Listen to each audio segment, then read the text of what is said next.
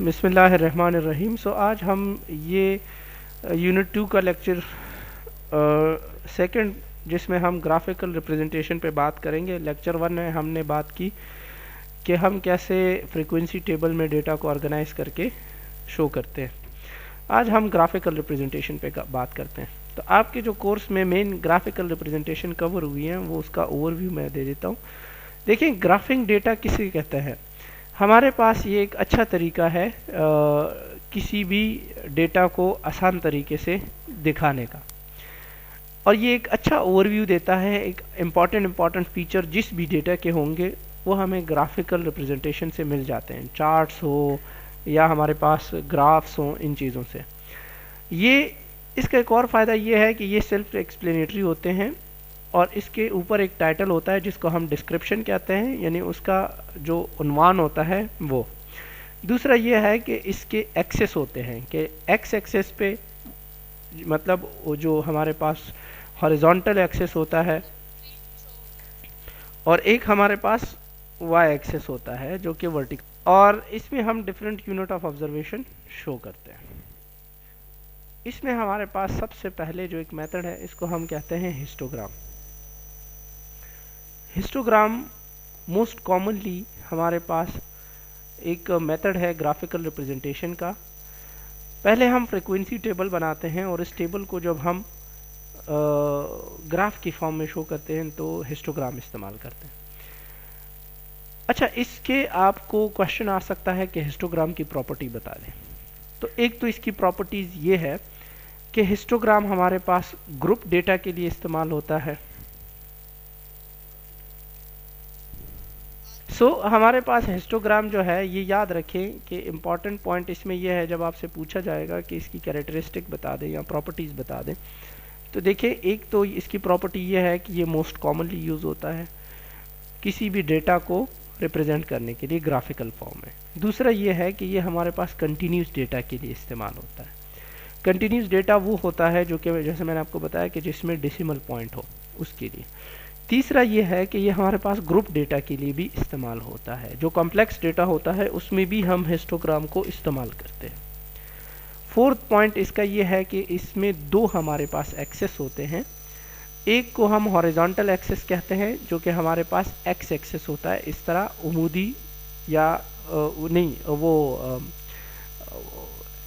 جو ہمارے پاس ہاریزونٹل لیٹا ہوا ایک لائن ہوتا ہے اس کو کہتے ہیں. اس پہ ہم اپنے کلاس انٹرول یا وہ شو کر رہے ہوتے ہیں, کلاس باؤنڈریز. جبکہ دوسرا ہمارے پاس ورٹیکل ایکسس ہوتا ہے جس کو ہم عمودی یا جو ہمارے پاس اوپر اپ رائٹ اسٹینڈنگ پوزیشن میں ہوتا ہے اس پہ ہم فریکوینسی کو شو کر رہے ہوتے ہیں آبزرویشنز کی. یہ اس کی پراپرٹیز ہے. تو یہ آپ کے پاس جو اسکرین پہ نظر آ رہا ہے یہ ہسٹوگرام کی مثال ہے. اس میں آپ دیکھیں کہ یہ والا پوائنٹ جہاں پہ آپ کو کرسر نظر آ رہا ہے جو 0 لکھا ہوا ہے, تو وہ اس ایکس ایکسس, یہ جو سیدھی لائن اس طرح اسٹریٹ آپ کو ہاریزونٹل سرفیس پہ دکھ رہی ہے, یہ ہمارے پاس ایکس ایکسس ہے. جبکہ ہمارے پاس جو کہ کھڑی ہوئی لائن ہے یہ والی, اس کو ہم وائی ایکسس کہتے ہیں. ٹھیک ہے. ایکس ایکسس پہ آپ دیکھیں کہ یہ ہمارے پاس کلاس لمٹ یا کلاس باؤنڈریز ہے. اب یہ دیکھیں یہ ہمارے پاس وہ کلاس لمٹ ہے ان کی. جبکہ ہمارے پاس اس کی جو ورٹیکل ایکسس ہے اس پہ ہم اس کی فریکوینسی دکھا رہے ہوتے ہیں. فار ایگزامپل اس میں ہم نے ٹائٹل کہاں دیکھ رہے ہیں, ٹائٹل یہ ہے distribution of salaries of ایکمی corporation. ایک کمپنی ہے ایکمی کارپوریشن کے نام سے, اس میں لوگوں کی سیلریز کی ڈسٹریبیوشن دکھائی گئی ہے, اور یہ ایسے دکھائی گئی ہے کہ جس کی سیلری 10,000 تک ہے فار ایگزامپل. تو 0 to 10 کا جو ہمارے پاس ایک کلاس ہے وہ ایکس ایکسس پہ دکھایا ہے, اور اس میں فریکوینسی دکھائی ہے تقریباً 50 لوگوں کی سیلری 0 to 10 ہے. پھر 11,000 سے 21,000 تک کس کی سیلری ہے تو ان کی فریکوینسی بتائی گئی ہے 300. یہ دیکھیں لائن آ رہی ہے. پھر تیسری کلاس ایسی ہے جس میں 22,000 سے 32,000 کے سیلری والے لوگ ہیں, تو ان کی فریکوینسی یا نمبر کتنا ہے 270 کے قریب ہے. تو اسی طریقے سے ہر کلاس کی اپنی فریکوینسی وائی ایکسس پہ ہوتی ہے, اور ان کی جو ڈسکرپشن ہوتی ہے یا ان کی جو کلاس ہوتی ہے وہ ایکس ایکسس پہ دکھائی گئی ہوتی ہے. سو اس کی پراپرٹیز میں آپ کو ایک اور امپورٹنٹ بات بتا دوں کہ اگلے آپ کو ایک بار گراف نظر آئے گا. تو آپ لوگ اس میں کنفیوز نہ ہونا. بار گراف اور ہسٹوگرام میں فرق یہ ہوتا ہے کہ بار گراف ہمارے پاس جو یہ دیکھیں یہ گراف نظر آ رہے ہیں, جو بارز نظر آ رہے ہیں, یہ جو اپرائٹ یلو کلر کے لائنز ہیں, ٹھیک ہے, یہ جو نظر آ رہے ہیں, یہ اگر ہم دیکھیں تو یہ ایک دوسرے کے ساتھ جڑے ہوئے ہیں. ہسٹوگرام میں یہ ایک دوسرے کے ساتھ جڑے ہوتے ہیں اور اس کی وجہ یہ ہے کہ یہ کنٹینیوس ڈیٹا ہے. کنٹینیوس ڈیٹا کی وجہ سے یہ ایک دوسرے کے ساتھ جڑے ہوئے ہیں. جبکہ اگر یہ ڈیٹا ڈسکریٹ ہوتا, کنٹینیوس نہ ہوتا, تو یہ ہم بار ایک دوسرے سے الگ الگ کر کے لکھتے اور وہ بار گراف یا بار چارٹ اس کو کہتے ہیں. وہ پھر ڈسکریٹ ڈیٹا کے لیے یوز ہوتا ہے, وہ کنٹینیوس کے لیے نہیں ہوتا. سو اس میں گیپ ہوتا ہے بیچ میں, اسی لیے وہ گیپ کی وجہ سے جو بارز ہوتے ہیں وہ ایک دوسرے سے الگ الگ ہوتے ہیں. جبکہ ہسٹوگرام میں ہمارے پاس یہ گراف میں اگر آپ دیکھیں تو یہ بار سارے ایک دوسرے سے جڑے ہوئے ہیں, اسی لیے اس کو ہم ہسٹوگرام کہتے ہیں. دوسرا ہمارے پاس ایک گرافیکل ریپرزنٹیشن میتھڈ ہے جس کو ہم فریکوینسی پالیگون کہتے ہیں. تو جو فریکوینسی پالیگون ہے اس کی پراپرٹیز میں یہ ہے کہ یہ بھی کامنلی یوز ہوتا ہے اور اس میں ہم کنٹینیوس ڈیٹا کو استعمال کرتے ہیں یا کنٹینیوس ڈیٹا کے لیے ہی ہم اس کو یوز کرتے ہیں. اونلی کنٹینیوس ڈیٹا, یہ یاد رکھیں. یہ ہسٹوگرام سے تھوڑا سا اچھے درجے کا ہے, سپیریئر ہے, اور اس کی یہ وجہ یہ ہے کہ اس میں ہم جو کلاس کی لمٹس ہوتی ہیں اس کی فریکوینسی ڈسٹریبیوشن کمپیئر کر کے لکھتے ہیں. فار ایگزامپل یہ پچھلے چارٹ میں آپ کو نظر آیا 22 اور 32. سو یہ دیکھیں 22 یہاں سے شروع ہوتا ہے اور یہاں پہ 32 پہ ختم ہوتا ہے. تو اس میں ہم نے پوری کلاس بتا دی.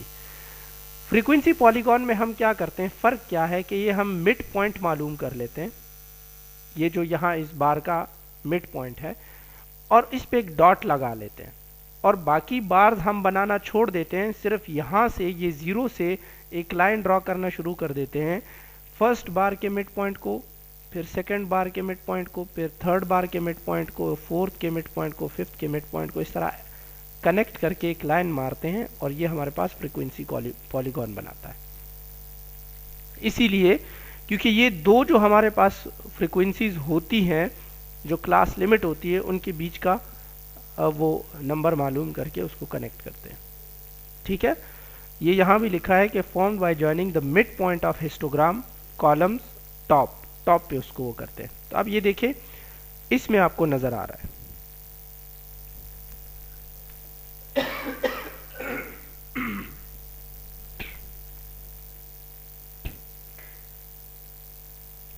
سو اس میں دیکھیں یہ وہی آپ کو ہسٹوگرام نظر آ رہے گا لیکن ہم جو ہمارے پاس بارز ہیں اس کا مڈ پوائنٹ یہ اس لائن سے ایک دوسرے سے اٹیچ کر لیتے ہیں. سو اس کو ہم کہتے ہیں فریکوینسی پالیگون. یہ ایک دوسرا طریقہ ہے. اس کے میں اور ایک ایگزامپل آپ کو دکھا دیتا ہوں. اس کے بعد آتے ہیں بار چارٹ کی طرف. یہ سب سے سمپل طریقہ ہے, کنوینینٹ طریقہ ہے, جس میں ہم نامنل یا آرڈینل ڈیٹا, ایک آرڈر میں جو ہمارے پاس ڈیٹا ہوتا ہے یا جو نامنل ڈیٹا ہوتا ہے یا ڈسکریٹ جو ہمارے پاس ڈیٹا نمبرز ہوتے ہیں, تو اس کے لیے ہم بار گراف استعمال کرتے ہیں.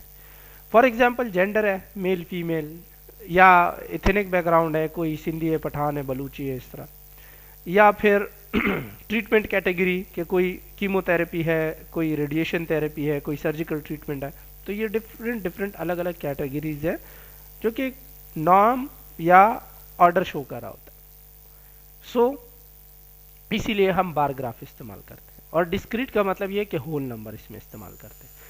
تو آپ اس چارٹ کی مثال لے لیں, یہ اس کا ٹائٹل ہے نمبر آف پولیس آفیسر ان پاکستان 1993 سے لے کر 2001 تک پولیس آفیسرز کا نمبر. تو اس میں آپ دیکھیں ہر سال ایک دوسرے سے الگ ہے. ایسا تو نہیں ہے نا کہ ایک سال دوسرے میں مرج ہو رہا ہے یا کنٹینیو ہو رہا ہے. سو 1 جنوری سے لے کر 31 دسمبر تک ایک سال جو ہے وہ کاؤنٹ کیا گیا, اور چونکہ سال الگ الگ اینٹی ہے اسی لیے اس کا ہر بار جو ہے ریڈ کلر کا جو آپ کو نظر آ رہا ہے یہ الگ الگ ہے اور اس کے بیچ میں اسپیس ہے کیونکہ یہ ڈسکریٹ ڈیٹا ہے. اور وائی ایکسس پہ آپ کو دکھ رہا ہوگا نمبر آف پولیس آفیسرز، ان کے نمبر یا فریکوینسی، اور جو نیچے ہے وہ ایئر دکھایا گیا ہے، سال لکھایا گیا ہے. تو یہ ہمارے پاس ہوتا ہے بار گراف. ٹھیک ہے، اس کی یہ بہت سمپل مثال ہے. دوسرے ایگزامپل یہ لے لیں کہ جیسے 3 فلیورز ہیں ہمارے پاس، آرڈر ہے ایک ہے چاکلیٹ، دوسرا وینیلا اور تیسرا اسٹرابری. تو ہمارے پاس یہ فلیورز ایکس ایکسس پہ ہے اور کتنے لوگ ان کو پسند کرتے ہیں، تو ان کی یہ فریکوینسیز ہیں. تو چاکلیٹ سب سے زیادہ لوگوں کو پسند ہے، پھر اس کے بعد اسٹرابری جو 7 لوگوں کو پسند ہے، اور پھر اس کے بعد وینیلا جو 5 لوگوں کو پسند ہے. ٹھیک ہے، سو یہ دیکھیں یہ کیٹیگریز کے الگ الگ ہونے کی وجہ سے اور ڈیٹا میں ڈسکریٹ نیچر کے ہونے کی وجہ سے یہ بار الگ الگ دکھائے گئے. اس کے بعد آتا ہے پائی چارٹ. پائی چارٹ آپ سب نے دیکھا ہوگا، ایک بہت سمپل طریقہ ہے اور اس میں ہم زیادہ تر کوالٹیٹیو ڈیٹا کو سمرائز کرتے ہیں. کوالٹیٹیو ڈیٹا کو سمرائز کرتے ہیں، ڈسکریٹ کو بھی کرتے ہیں، کوانٹیٹیو ڈیٹا کو بھی کرتے ہیں، ایسی بات نہیں ہے، لیکن ہم زیادہ تر کوالٹیٹیو ڈیٹا کو کر رہے ہوتے ہیں. یہ ایک گول ٹائپ کا سرکل ہوتا ہے، ایک پہیا جیسا ہوتا ہے، اور اس کو ڈفرینٹ سیگمنٹ یا حصوں میں ڈیوائڈ کیا ہوتا ہے ڈفرینٹ کلرز میں. ٹھیک ہے، اور ہر حصہ یا سیگمنٹ جو ہے ایک پارٹیکولر ایک خاص کیٹیگری شو کر رہا ہوتا ہے، جس کے بیس پہ ہم باقیوں کے ساتھ اس کو پروپورشن کو سیٹ کرتے ہیں یا پرسنٹیج کو سیٹ کرتے ہیں. جو ہمارے پاس راؤنڈ ایک سرکل ہوتا ہے یہ ٹوٹل 100% بناتا ہے، اور اس میں پھر ہر کیٹیگری اپنے پرسنٹیج کے حساب سے ہوتی ہے. جیسے یہ دیکھیں، آپ نے اس طرح کے چارٹس بہت سارے دیکھے ہوں گے. فیوریٹ موویز لوگوں کی کون کون سی ہے؟ تو جو آرنج کلر کا ہے 27% لوگ کہتے ہیں کہ ہمیں کامیڈی پسند ہے. سو یہ کوالٹیٹیو ڈیٹا ہے کیونکہ یہ ایک نام ہے. دیکھیں کامیڈی نام ہے، ویریبل تو اس کا کوالٹیٹیو ہے.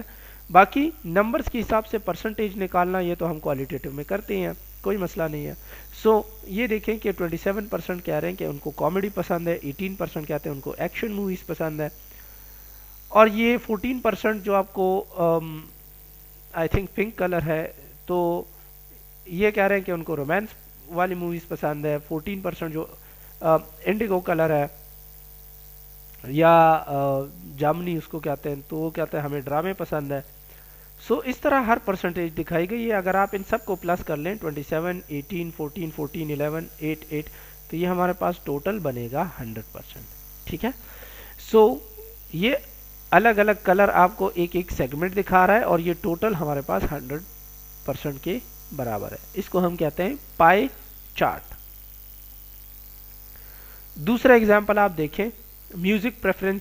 ہمارے پاس ایڈولسنٹس جن کی ایج 14 سے 19 ایئرس کے درمیان ہوں، ایسے ینگسٹرز کے مابین موویز وہ جو میوزک ہے ان کی پریفرنسز کیا ہے؟ تو 50% کہہ رہے ہیں ان کو یہ والا میوزک ٹائپ پسند ہے. پھر راک اینڈ رول اور کنٹری اور کلاسیکل، اس طرح ہر ایک نے اپنی اپنی پسند بتائی ہے. تو یہ ہم پائی چارٹ میں اس طرح سمپل ڈیٹا ہوتا ہے، یوزلی کوالٹیٹیو ان نیچر ہوتا ہے، تو اس کو ہم پائی چارٹ سے ریپرزینٹ کرتے ہیں. تیسری ایگزامپل دیکھیں کہ اسٹوڈنٹ سے پوچھا گیا کہ ان کے نائٹ شفٹ کلینیکل لگنے چاہیے یا نہیں لگنے چاہیے. تو 10% کہتے تھے کہ یس، 90% کہہ رہے ہیں نہیں. تو اس میں دیکھیں یہ سیگمنٹ ہے اور یہ آؤٹ آف 100% انہوں نے اس کی ایگزامپل دی ہے. تو یہ بھی پائی چارٹ. یہ آج کے لیکچر کے ریفرنسز ہیں. اس طریقے سے ہم گرافیکل ریپرزنٹیشن کرتے ہیں. اگر کوئی کویسچن ہو تو پوچھ سکتے ہیں.